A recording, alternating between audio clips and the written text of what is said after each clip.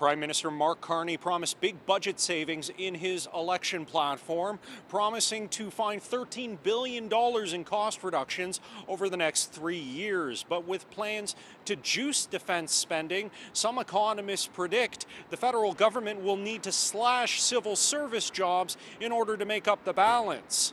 You'd be getting to cuts in the neighborhood of 24% of operational expenditures. Most of that would be on personnel in those leftover departments.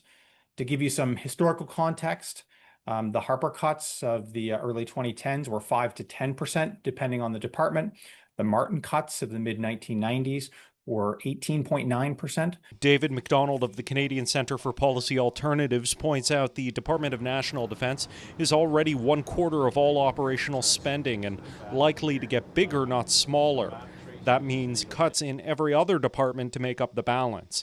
In a new report, McDonald writes that the $13 billion in promised savings already exceeds everything the government spends on consultants, IT services, and in other fields, meaning staffing is probably the only place to find those promised savings. Well, this is always the promise. Big cuts, big savings, lower deficit with no impact on services.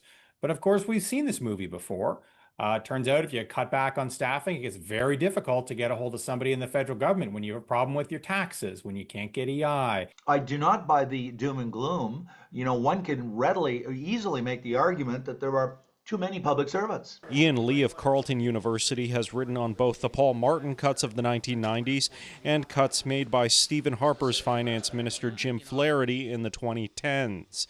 He says while Canada's own fiscal balance sheet is better now than in the past, the economy itself is weaker and not helped by an ongoing trade war, stagnant productivity, and enormous federal government. It's enormous as the largest employer of people in Canada, bar none. It's enormous because no one else in Canada, no one spends $500 billion a year. No bank, no provincial government, no municipal government. So it is the largest single economic agent. In Ottawa, Xiaoli Li, City News.